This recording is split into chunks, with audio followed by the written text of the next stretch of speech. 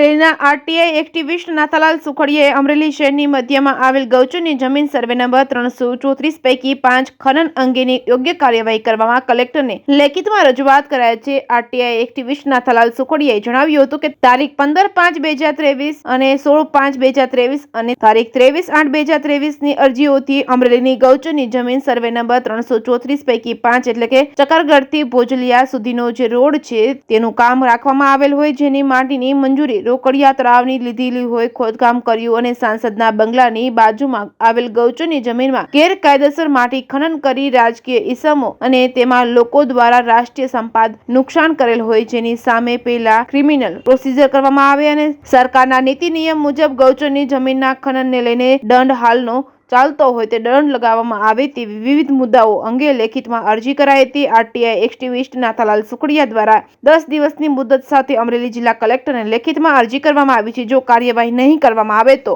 RTI activist Nathalal Sukhadia દ્વારા હાઈકોર્ટના દરવાજા ખખડાવવામાં આવશે। આની પાછળ જે પણ લોકો જવાબદાર છે તેની સામે પોલીસ ફરિયાદ કરવા અમરેલી જિલ્લા કલેક્ટરને લેખિતમાં રજૂઆત કરાઈ છે। જેકેએસ ગુજરાતી સાથે જૈનિક સુજિત્રા, અમરેલી।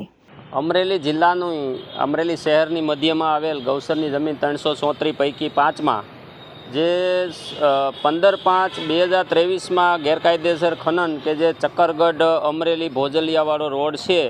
એ રાજકીય નેતાના પૌત્ર અને એના ભાગીદારોના મારફતથી કામ રાખવામાં આવ્યું હતું ને એ માટી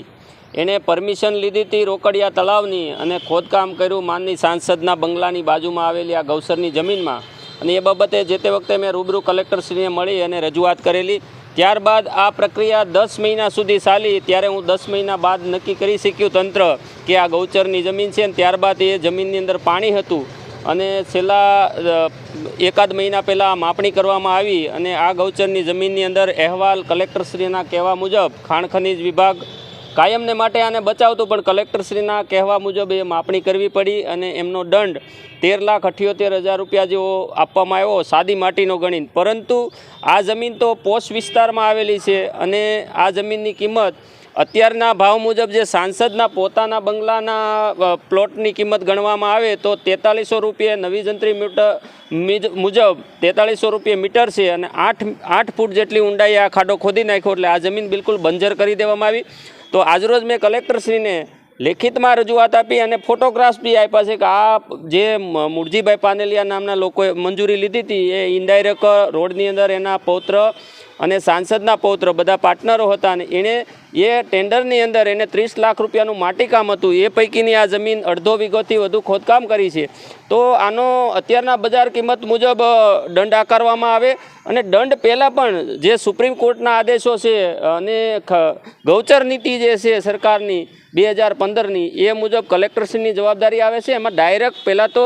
ક્રિમિનલ પ્રોસિજર કરવાની રહી છે કે એના એફઆઈઆર બને અને ત્યારબાદ આની દંડની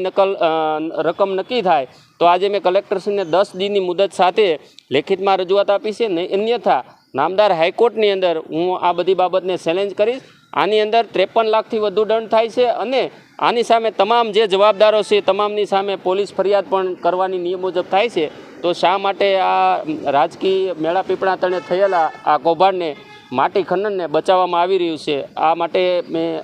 આજરોજ કલેક્ટરશ્રીને રજૂઆત કરી છે।